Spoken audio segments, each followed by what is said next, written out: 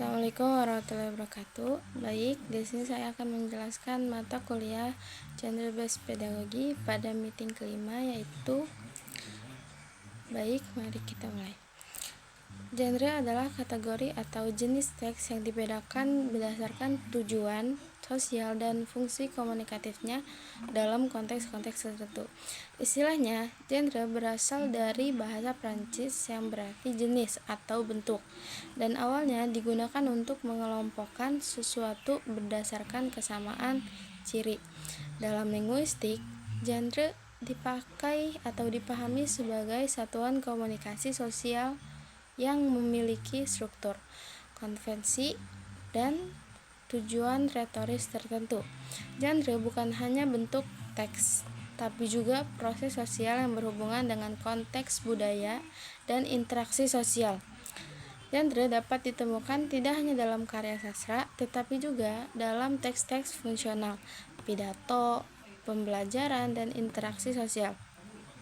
Kajian tentang genre membantu memahami bagaimana makna dibentuk melalui sistem klarifikasi atau klasifikasi sosial dan bahasa.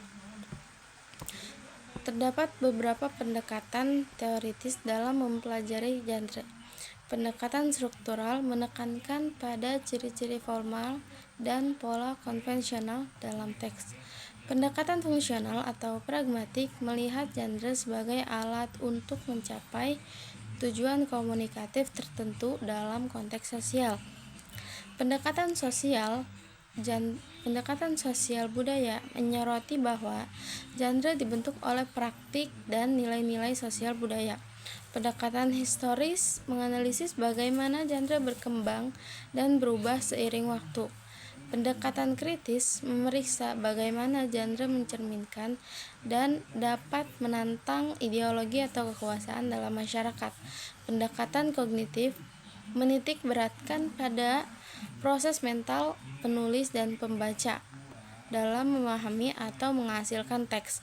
Sedangkan pendekatan retoris atau rhetorical genre theory memandang genre sebagai tindakan retoris yang digunakan komunitas wacana untuk mencapai tujuan sosialnya.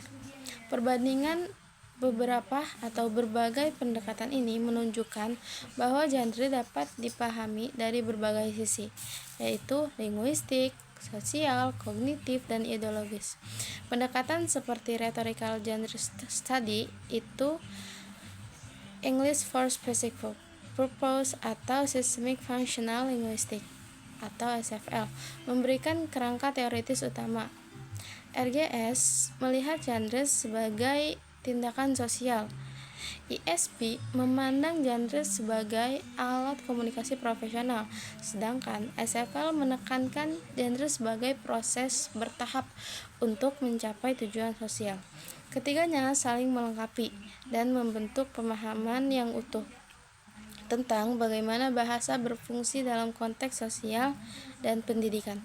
Secara teoritis, integrasi berbagai pendekatan tersebut memperkaya pemahaman tentang bahasa sebagai sistem pembentuk makna. Genre tidak hanya sekedar pola bahasa, melainkan praktik sosial yang mencerminkan nilai budaya dan ideologi.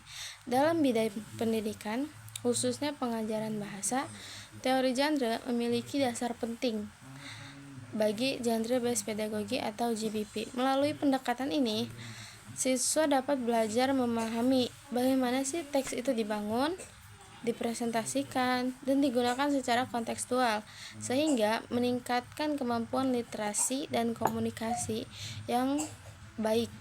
Ketiganya saling melengkapi dan membentuk pemahaman yang utuh tentang bagaimana bahasa berfungsi dalam konteks sosial dan pendidikan.